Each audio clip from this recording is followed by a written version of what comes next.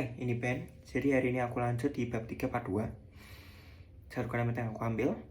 Menjadi rata-rata telah dianggap sebagai sebuah standar baru kegagalan. Menarik. Jadi di sini masih membahas perihal istimewa.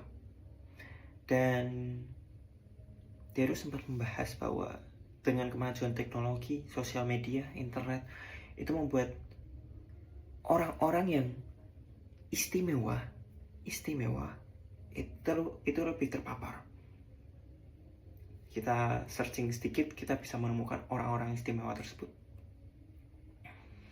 Dan menyebabkan kita berpikir, kalau kita nggak istimewa, terus kita nggak berharga dong. Kita nggak ada tujuannya. Dan argumennya adalah, nggak apa-apa menjadi orang biasa. Karena sebagian orang, rata-rata orang itu biasa. Orang biasa. Dan menjalani hidup yang terkesan membosankan, itu nggak masalah.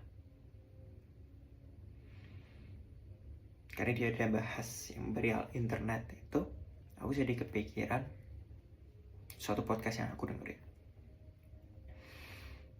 Bukankah istimewa ini tuh sebenarnya perihal membandingkan? Kalau misalnya kita nggak bandingin diri kita dengan orang lain, nggak akan ada namanya istimewa. Dan dia membahaskan karena ada internet, sosial media, yang kita lihat di sosial media itu adalah pucuk dari gunung es, tip of the iceberg. Dan kita nggak bisa bandingin gunung es kita dengan pucuknya gunung es orang.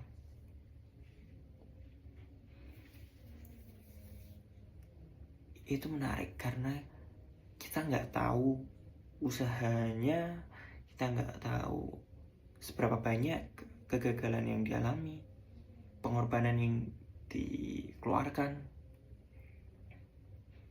Kita nggak bisa bandingin sebenarnya.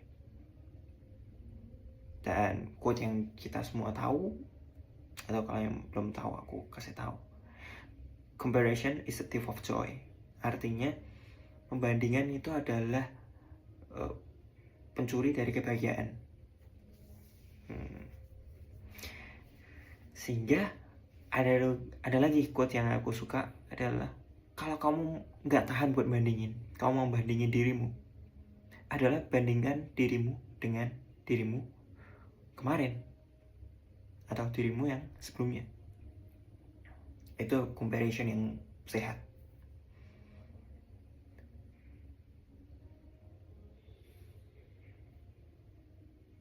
Karena sebagian besar dari kita, atau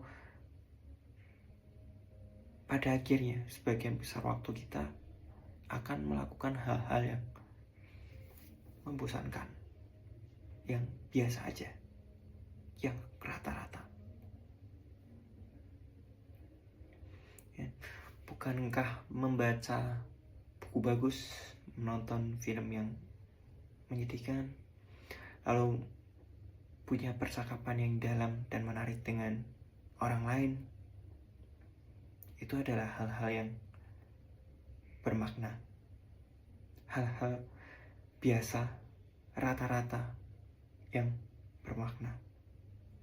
Jadi untuk menemukan makna sebenarnya nggak harus sesuatu yang spesial.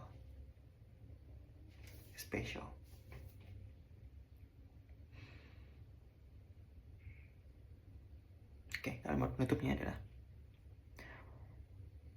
melakukan hal yang berarti tidak harus menjadi istimewa. That's it. Bye-bye.